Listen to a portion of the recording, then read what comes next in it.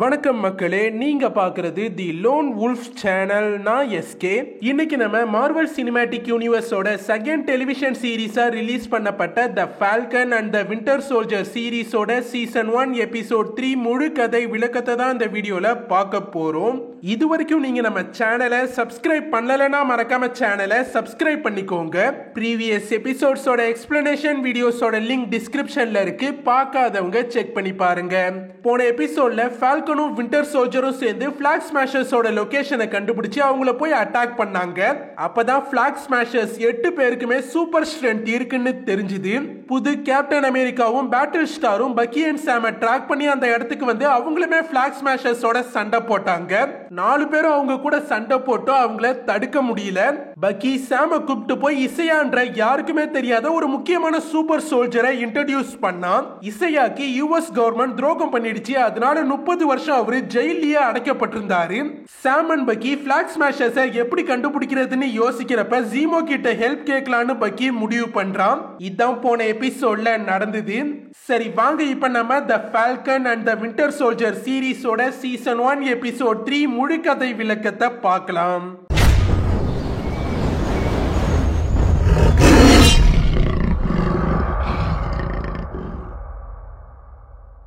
GRCன்னு சொல்லப்படுற global repatriation council ஒரு advertisement ஒன்ன ரிலீஸ் பண்ணியிருக்காங்க. அதுல பிளிப்க்கு அப்புறம் பாதி மக்கள் திரும்பி வந்தது உலகத்துல மிகப்பெரிய குழப்பத்தை ஏற்படுத்திடுச்சு. பாதி மக்கள் மறைஞ்சதுக்கு அப்புறம் கடந்து போன 5 வருஷத்துல எக்கச்சக்க சேஞ்சஸ் ஏற்பட்டுடுச்சு. அதோட மறைஞ்சி மறுபடியும் வந்த மக்களுக்கு வீடு, வேலை, இந்த மாதிரி பல விஷயங்கள் இல்லாம போயிடுச்சு. அது எல்லாத்தையும் சரி பண்றது தான் GRCயோட வேலைன்னு சொல்லி அட்வர்டைஸ்மெண்ட் பண்றாங்க. ஜான் வாக்கர் ஜெர்மனி போலீஸ் ஹெல்ப்போட ஜெர்மனி முனிச்ல இருக்க ஒரு இடத்துக்கு வந்திருக்கான். ஜான்க்கு கார்லி மோர்கன் தாவ் நேத்தி நைட் இந்த இடத்துக்கு வந்து தங்கிட்டு போயிருக்கான்னு நல்லா தெரியும். அதனால அங்க இருக்கிறவங்கள பிடிச்சி விசாரிக்கிறான். நேத்தி நைட் உண்மையா கார்லிக்கு அடைக்கலம் கொடுத்தவ அவனுக்கு ஒன்னும் தெரியாதுன்னு சொல்லிட்டான். ஜான் அவன் கிட்ட உண்மையை சொல்லிட சொல்லி ரஃபா நடந்துக்க அவன் ஜான் மூஞ்சிலேயே துப்பிடுறான். கடுப்பான ஜான் அவனை பிடிச்சி பயங்கரமா மிரட்டுறான். ஆனாலும் அவன் பயப்படல, உண்மையவும் சொல்லல. பேட்டில் ஸ்டார் அண்ட் நியூ கேப்டனால எதையுமே கார்லி பத்தி வேகமா தெரிஞ்சுக்க முடியல. அதனால இப்போதைக்கு ஃபால்கன் அண்ட் வின்டர் சோல்ஜரை ட்ராக் பண்ணி போறது தான் நல்லதுன்னு முடிவு பண்றானுங்க. ஜெர்மனி பெர்லின்ல இருக்க ஜெயிலுக்கு ஜீமோவை பார்க்க சாம் அண்ட் பக்கி போலீஸ் கிட்ட பர்மிஷன் வாங்கிட்டு வந்திருக்கானுங்க. பக்கி மட்டும் ஜீமோ கிட்ட தனியா பேச போறான். ஜீமோ ஒரு பயங்கர பாதுகாப்பான செல்ல தான் அடைக்கப்பட்டிருக்கான்.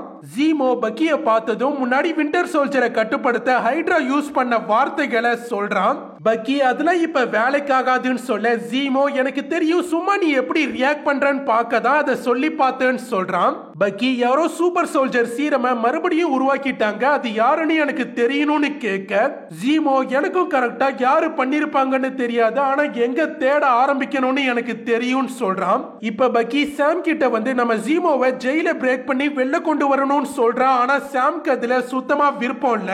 ஏன்னா ஜீமோ மைண்ட் கேம் பிளே பண்றதுல கில்லாடி, இவங்களையுமே ஏமாத்திட கூட வாய்ப்பு இருக்கு. அதோட ஜீமோ கிங் டீச்சக்காவை கொண்டுட்டு பக்கி தான் அதை பண்ணான்னு ஃப்ரேம் பண்ணிருக்கான்.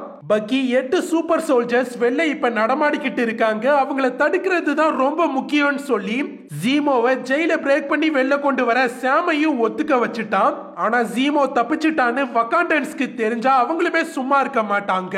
பக்கி ஆல்ரெடி ஜீமோ தப்பிக்கிறதுக்கான எல்லா வேலையவும் பார்த்துட்டு தான் ஜெயில இருந்து வெளியே வந்திருக்கான். பக்கி ஜெயில விட்டு வெளில வரும்போது ஒரு பிரிசனர் கிட்ட யாருக்கும் தெரியாம ஒரு துண்டு சீட்டை தூக்கி போடுறான். அந்த பிரிசனர் அந்த சீட்டை எடுத்து படிக்க அதுல இன்னைக்கு நைட் உனக்கு ஆப்போசிட்ல இருக்கவன் உன்னை கொல்ல போறான்னு எழுதிருக்கு.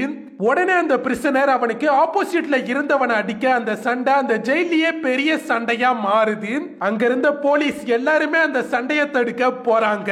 பிரிசன் லாக்டவுன் இனிஷியேட் ஆகுது. அப்ப அந்த சான்ஸை பயன்படுத்தி ஜீமோ வெளில வரான். வந்து ஒரு போலீஸை அடிச்சு போட்டுட்டு அவன் யூனிஃபார்மை எடுத்து போட்டுக்கிறான். அப்புறம் ஃபயர் அலாரமையும் ட்ரிகர் பண்ணி விட்டுட்டு எந்த போலீஸ்க்கும் சந்தேகம் வராம வெளில வந்துட்டான். இப்ப சாம் அண்ட் பக்கி இருக்க இடத்துக்கு ஜீமோ வந்துட்டான். முதல்ல சாம்க்கு அந்த ஐடியா சுத்தமா பிடிக்கல. பிடிக்கல. அப்புறம் பக்கி பேசி என்ன நம்புன்னு சொல்லி பக்கி அவனோட பிளான்க்கு சாம ஒத்துக்க வச்சுட்டான். ஜீமோ அவனோட ஃபேமிலி கார் கராஜ்க்கு சாமன் பக்கிய கூப்பிட்டு வந்திருக்கான். அங்க இருக்க கார்ஸ் எல்லாமே ஜீமோ ஃபேமிலி பல ஜெனரேஷன்ஸா கலெக்ட் பண்ணி வச்சிருக்கிறது தான். ஹைட்ரா சூப்பர் சோல்ஜர் சீரமை ரீக்ரியேட் பண்ண ஹையர் பண்ண பல பேரை ஜீமோ தேடி தேடி கொண்டு இருக்கான். ஜீமோ அதை பண்ண காரணம், ஒரு வாட்டி அந்த சீரம் உருவாக்கப்பட்டுட்டா அதை வச்சு ஒரு ஆர்மியவே யாரால வேணாலும் ரெடி பண்ண முடியும். அதனாலதான் ஜீமோ அங்க உள்ள அவனோட சில பொருள் எல்லாம் எடுத்துக்கிறான். அதோட அங்க இருக்க அவனோட மாஸ்கையும் எடுத்து வச்சுக்கிறான். ஜீமோ விண்டர் சோல்ஜர் ப்ரோக்ராமை டோட்டலா அழிச்சிருக்கான். அதே மாதிரியே இந்த சூப்பர் சோல்ஜர்ஸையும் தடுக்க பயங்கர ஆர்வமா இருக்கான். ஜீமோ முதல்ல நம்ம ஷெல்பின்னு ஒருத்திய போய் பார்க்கணும், அதுக்கப்புறமா நமக்கு ஏதாவது க்ளூ கிடைக்கும்னு சொல்றான். ஜீமோ பயங்கர ரிச்சான ஃபேமிலியை சேர்ந்தவா, அதனால அவங்க கிட்ட பிரைவேட் பிளேன்லாம் இருக்கு. ஜீமோக்கு ஒர்க் பண்ற ஓசினிக் தான் இப்ப இவங்க 3 பேருமே பிரைவேட் பிளேன்ல கிளம்புறதுக்கான எல்லா ஏற்பாட்டையும் பண்ணிருக்காரு. 3 பேரும் இப்ப பிரைவேட் பிளேன்ல கிளம்பிட்டாங்க. ஜீமோ பக்கியோட நோட் புக் ஆட்டைய போட்டு அதுல இருக்க நாகஜிமா யாருன்னு கேட்க பக்கி கடுப்பாகி ஜீமோ கழுத்தை பிடிச்சி நெரிச்சு அந்த நோட் புக்கை இனிமேல் தொடாதன்னு சொல்லி அவனை வார்ன் பண்றான். ஜீமோ இந்தோனேஷியன் ஆர்ச்சிபிலாகோல இருக்க மேட்ரிபூர்ன்ற ஐலாண்டுக்கு தான் பக்கி அண்ட் சாம கூப்பிட்டு போறான். 1800ஸ்ல மேட்ரிபூர் பைரட்ஸோட கோட்டையா இருந்தது. இப்போவும் அந்த ஐலாண்ட் பெருசா எந்தவித சட்டமும் கோட்பாடும் இல்லாம கிரிமினல்ஸால ஆட்சி பண்ணப்படுற ஒரு ஐலாண்டா தான் இருக்கு. ஜீமோ அந்த ஐலாண்டுக்குள்ள நம்ம போறது ஈஸி இல்லைன்னு சொல்லி அந்த ஐலாண்டுக்குள்ள போக பக்கிய பழைய ஹைட்ரா கண்ட்ரோல்ல இருந்த விண்டர் சோல்ஜரா நடிக்க சொல்றான். லாட்வியான்ற இடத்துல இருக்க ஜிஆர்சியோட ரீசெட்டில்மெண்ட் கேம்ப்ல தான் பிளாக் ஸ்மாஷர்ஸ் இப்ப இருக்காங்க. அங்கதான் கார்லியும் இருக்கா. கார்லி அந்த கேம்ப்ல பேஷண்டா இருக்க ஒருத்தவங்கள போய் பார்க்கறா. அவங்க சாகுற கண்டிஷன்ல தான் இருக்காங்க. அதனால கார்லி அதை நினைச்சு பயங்கரமா ஃபீல் பண்றா. மேட்ரிபூருக்கு பக்கி சாம் அண்ட் ஜீமோ வந்துட்டாங்க. தி ஸ்மைலிங் டைகர்ன்ற கிரிமினல் பார்க்க சாம் மாதிரியே கிட்டத்தட்ட இருப்பான். அதனால ஜீமோ சாம அவன மாதிரியே ரெடி பண்ணி தான் மேட்ரிபூருக்கு கூப்பிட்டு வந்திருக்கான். ஜீமோ இங்க நம்ம சின்ன தப்ப கூட பண்ணக்கூடாது, அப்பதான் நம்ம முழுசா வீடு போய் சேர முடியும்னு சொல்லி சாம் அண்ட் பக்கிய வார்ன் பண்றான். மேட்ரிபூர்ல high town and low town 2 towns இருக்கு. அதுல இவங்க லோ டவுனுக்கு தான் இப்ப போகணும். இப்ப இவங்களுக்காக ஒரு கார் ஒண்ணு வெயிட் பண்ணிக்கிட்டு இருக்கு. அதுல ஏறி 3 பேரும் போறாங்க. கொஞ்சம் தூரம் போனதும் 4-5 பைக்ஸ் வந்து அந்த காரை ப்ரொடெக்ட் பண்ணி அங்க இருந்து கூப்பிட்டு போயிட்டு இருக்கு. 3 பேரும் இப்ப லோ டவுனுக்குள்ள வந்துட்டாங்க. அங்க எங்க பார்த்தாலுமே இல்லீகல் டீலிங்ஸ் மட்டும் தான் நடந்துகிட்டு இருக்கு. கடைசியா 3 பேரும் ஒரு மிகப்பெரிய பார்க்கு தான் வந்திருக்காங்க. அங்க இருக்க பல பேருக்கு விண்டர் சோல்ஜரை நல்லா தெரிஞ்சிருக்கு. ஆனா அவன் இப்ப நார்மல் ஆகிட்டான்னு யாருக்கும் தெரியாது. பார்டெண்டருக்கு தி ஸ்மைலிங் டைகரை தெரிஞ்சிருக்கு. அவன் சாம பார்த்துட்டு அவன் தான் ஸ்மைலிங் டைகர்னு நம்பிட்டான். பார்டெண்டர் ஸ்மைலிங் டைகர் கிட்ட எப்பவும் குடிக்கிறது தானேன்னு கேட்க சாமும் ஆமான்னு சொல்ல பார்டெண்டர் ஒரு பாம்பை எடுத்து அதாரத்து அதோட குடலை அறுத்து எடுத்து சரக்குல போட்டு அதை குடிக்க ஸ்மைலிங் டைகர் கிட்ட குடுக்கறான். வேற வழியே இல்லாம சாமும் கஷ்டப்பட்டு அதை குடிச்சிட்டான். ஒருத்தன் திடீர்னு வந்து ஜீமோ கிட்ட நீங்க வந்தது ஹை பவருக்கு பிடிக்கலன்னு சொல்ல ஜீமோ நான் பவர் புரோக்கர் கிட்ட டீல் பேச வரல, ஷெல்பி கிட்ட மட்டும் தான் டீல் பேச வந்தேன்னு சொல்ல அவனும் அங்க இருந்து போயிடுறான். பவர் புரோக்கர் தான் மேட்ரிபூரோட கிங். அவன் நினைக்கிறது மட்டும் தான் இங்க நடக்கும். ஜீமோக்கு பவர் புரோக்கர் யாருன்னு நேரடியா தெரியாது. பட் அதிகமா அவனை பத்தி கேள்வி மட்டும் பட்டிருக்கான். இன்னொருத்தன் ஜீமோ கிட்ட சண்டை போடுற மாதிரி வரான். அதை பார்த்த ஜீமோ உடனே விண்டர் சோல்ஜரை அட்டாக் பண்ண சொல்ல விண்டர் சோல்ஜரும் அவனை தாறுமாறா அட்டாக் பண்றான். இன்னும் பல பேரு விண்டர் சோல்ஜரை அட்டாக் பண்ண வரானுங்க. எல்லாரையுமே விண்டர் சோல்ஜர் பொளந்து கட்டுறான். திடீர்னு பார்ல இருக்க எல்லாருமே கண்ணை எடுத்து ஷூட் பண்ண ரெடியாக ஜீமோ விண்டர் சோல்ஜர் கிட்ட உன்னோட திறமைய காட்டுனது போதுன்னு சொல்லி அவனை தடுக்கிறான். பார்டெண்டர் கால் பண்ணி கேட்டுட்டு ஷெல்பி உங்களை பார்க்க தயாரா இருக்காங்கன்னு சொல்ல இவங்க 3 பேருமே உள்ள போறானுங்க. ஷெல்பிய போய் 3 பேரும் மீட் பண்றாங்க. ஷெல்பி ஜீமோ கிட்ட நீ எப்படி ஜெர்மன் பிரிசன்ல இருந்து தப்பிச்சன்னு கேட்க ஜீமோ நம்மள மாதிரி ஆளுங்களுக்கு அது ரொம்ப ஈஸி தானேன்னு சொல்லி சமாளிக்கிறான்.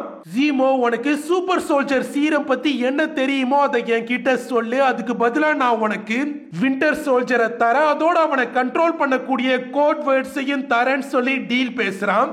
ஷெல்பி நீ கரெக்டான இடத்துக்கு தான் வந்திருக்கேன்னு சொல்லிட்டு மேட்ரிபூர்ல தான் சூப்பர் சோல்ஜர் சீரம் ரீசெண்டா உருவாக்கப்பட்டது. அத டாக்டர் வில்ஃப்ரெட் நேகல் தான் உருவாக்கினான். பவர் புரோக்கருக்காக தான் நேகல் சீரமை உருவாக்கினான். ஆனா பவர் புரோக்கர் நினைச்சபடி எதுவும் நடக்கலன்னு சொல்றா. ஷெல்பி அதுக்கு மேல இன்ஃபர்மேஷன்ஸ் சொல்ல மறுத்துட்டா. முதல்ல விண்டர் சோல்ஜரை ஷெல்பி ஒப்படைக்க சொல்றா. திடீர்னு சாம்க்கு ஒரு கால் வருது. யாருன்னு பார்த்தா சாமோட தங்கச்சி சாரா தான் கால் பண்றாங்க. ஷெல்பி ஏதோ உடனே சந்தேகப்பட்டு அந்த காலை ஸ்பீக்கர்ல போட்டு பேச சொல்ல சாமும் வேற வழி இல்லாம காலை ஸ்பீக்கர்ல போட்டு பேசுறான். சாரா அவங்களோட போட் ப்ராப்ளம் பத்தி பேசதான் சாம்க்கு கால் பண்ணிருக்காங்க. சாமும் போட் பேங்க்னு சாரா எது சொன்னாலுமே அது ஷெல்பிக்கு சந்தேகம் வராத மாதிரியே பேசி சமாளிக்கிறான். கடைசியா சாரா சாம் நான் காலை கட் பண்றேன்னு சொல்ல இப்ப ஷெல்பிக்கு டவுட் வந்துட்டு யாரு சாம்னு கேட்டுட்டு இவங்க 3 பேரையுமே அவங்களோட ஆளுங்க கிட்ட கொல்ல சொல்லிட்டா.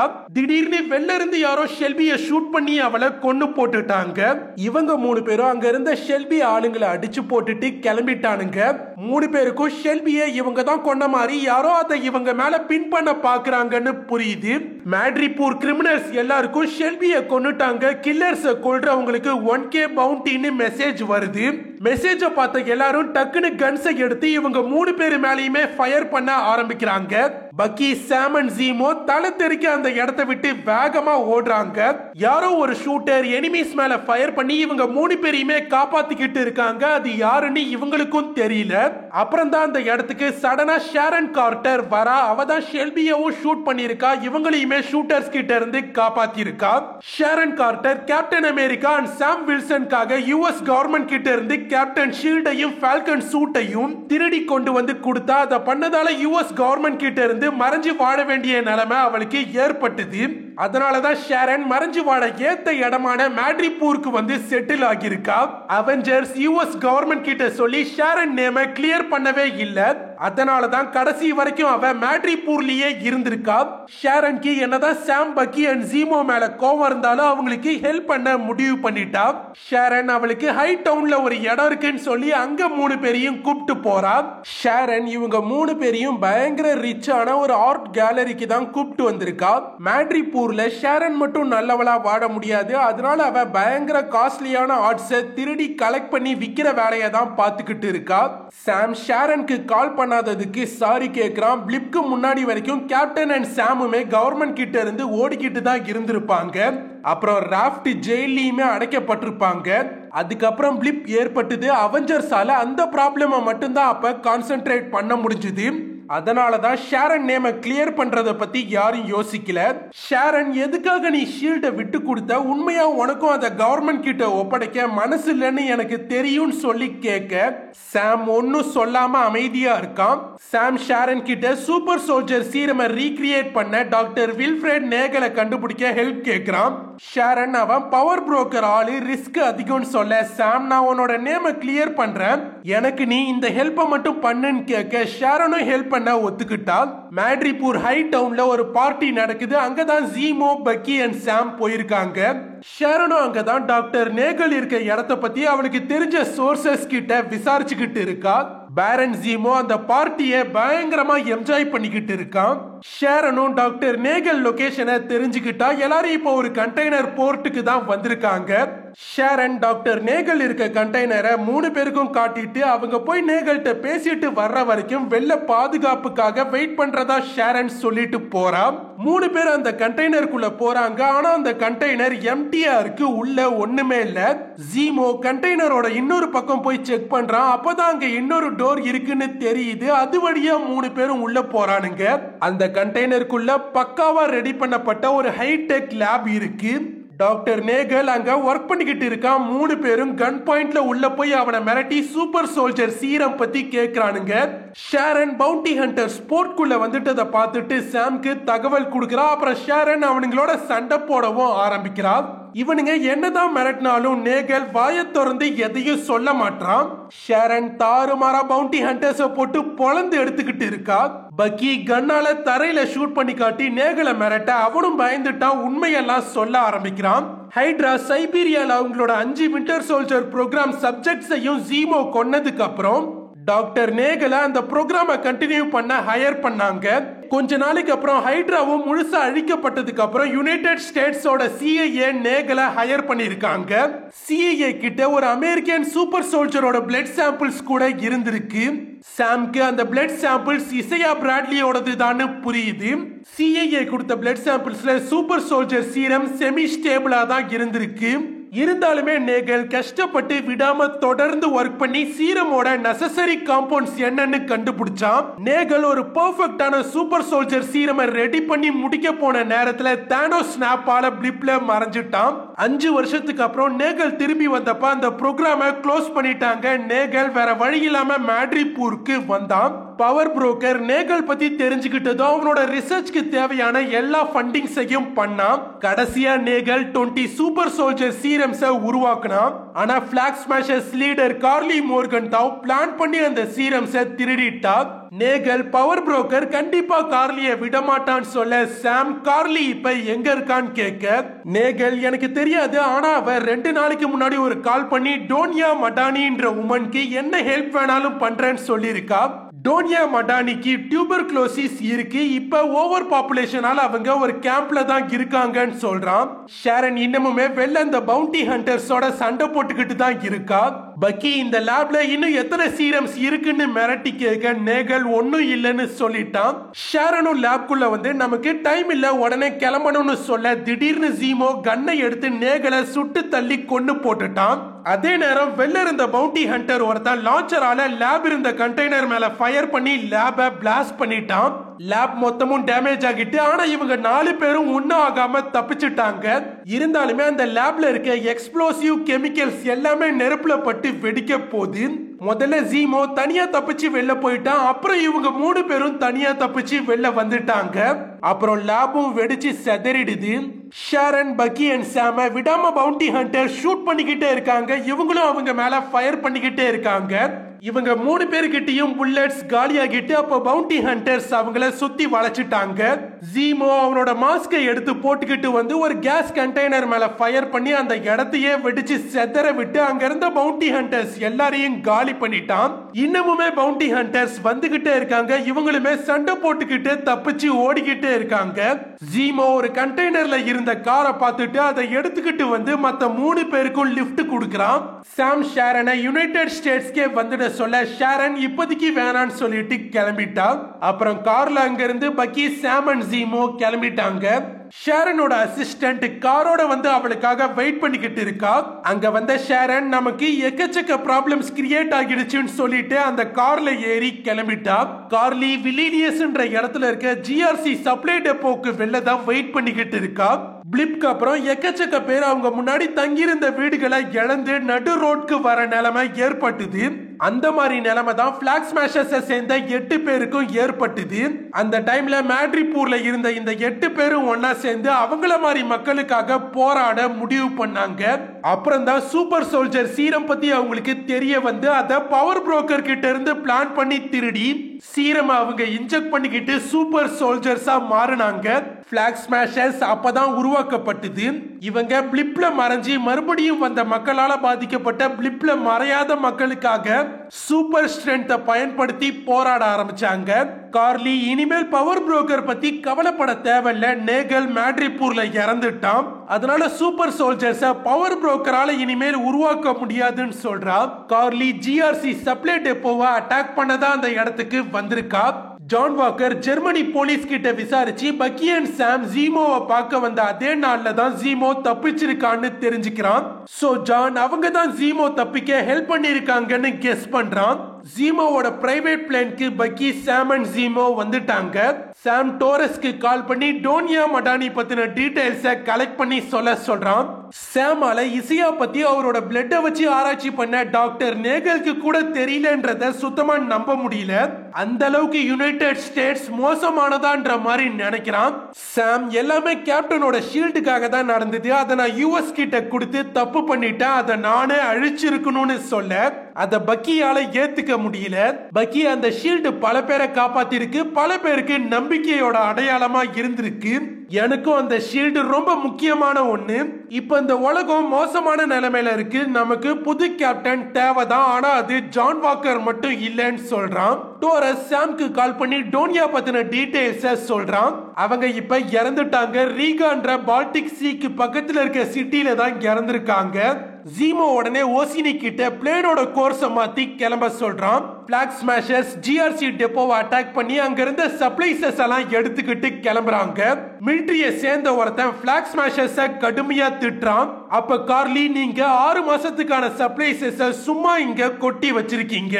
ஆனா பல பேரு சாப்பிட ஒண்ணும் இல்லாம இங்க கஷ்டப்பட்டுக்கிட்டு இருக்காங்க. அவங்களுக்காக தான் நாங்க இத பண்றோம்னு சொல்லிட்டு கிளம்பிட்டா. கார்லி அந்த பில்டிங்கை விட்டு வெளில வந்துட்டா. அப்ப அந்த பில்டிங்ல ஒரு பாம் பிளாஸ்ட் ஆகிடுது. கார்லி கூட இருந்த பிளாக் ஸ்மாஷர், ஏன் இப்படி பண்ண, உள்ள இன்னும் மக்கள் இருக்காங்கன்னு சொல்ல, கார்லி இப்படி பேசினா மட்டும்தான் அவங்களுக்கு புரியும் சொல்லிட்டு கிளம்புறா. ஜீமோ, சாம் அண்ட் பக்கி இப்ப லாட்வியால இருக்க ரீகா சிட்டிக்கு வந்துட்டாங்க. ஜீமோ சொகோவியால அவெஞ்சர்ஸ் பண்ண வேலையால இப்ப அந்த லேண்ட்ஸ்கேப் மேப்ல இருந்து மறைஞ்சிட்டு, நீங்க அங்க இருக்க மெமோரியல்ஸாவது போய் பாத்தீங்களான்னு கேட்க சாமால ஒன்னும் பேச முடியல.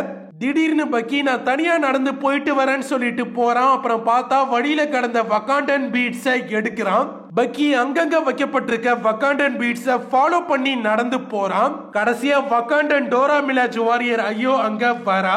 ஐயோ ஜீமோக்காக தான் வந்திருக்கிறதா சொல்றா. இதோட the Falcon and the Winter Soldier சீரீஸோட சீசன் 1 எபிசோட் 3 முழு கதை விளக்கம் முடியுது. இந்த வீடியோ பிடிச்சிருந்தா வீடியோவை லைக் பண்ணி சப்போர்ட் பண்ணுங்க. மறக்காம உங்க ஃப்ரெண்ட்ஸ்க்கும் இந்த வீடியோவை ஷேர் பண்ணுங்க. இது வரைக்கும் நீங்க நம்ம சேனலை சப்ஸ்கிரைப் பண்ணலனா மறக்காம சேனலை சப்ஸ்கிரைப் பண்ணிக்கோங்க. அடுத்து ஒரு நல்ல வீடியோவோட நான் உங்களை சந்திக்கிறேன். அது வரைக்கும் உங்களிடமிருந்து விடைபெறுவது எஸ்கே. Tata, bye bye.